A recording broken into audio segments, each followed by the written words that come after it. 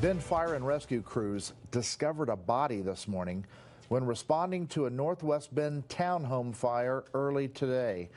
Jack Hirsch is here now with the latest. Jack? Lee, the discovery, I should say, has prompted an investigation into both the fire and suspected arson and the death. There's actually investigators working behind me right here. And this is an investigation Bend PD says is a complicated one.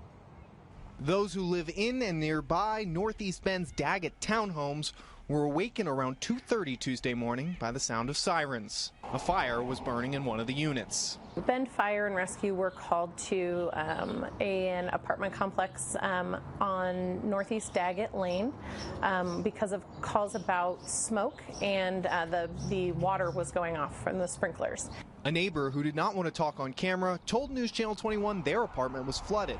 But Bend Police Communications Manager Sheila Miller says it became more complicated when crews arrived. They also discovered there was a body on the first floor, at which point they called Bend detectives out, and we are in the process of a death investigation. Miller says the police are also investigating the fire as suspected arson. This one's a little bit more complicated and maybe a little bit more suspicious than what we often see. She says the police have not yet positively identified the person and cannot provide the sex or age of the person.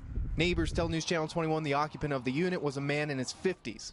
Another one said they saw someone leave the townhome Monday night. Our officers learned of a person of interest who was potentially in the area and located that person, took them into custody. Ensworth Elementary School is right across the street, but a Ben Lapine spokesperson says the situation was calm by the time school started and did not affect the school. Miller says there is no danger to the public, but was unable to say if foul play was suspected at the time.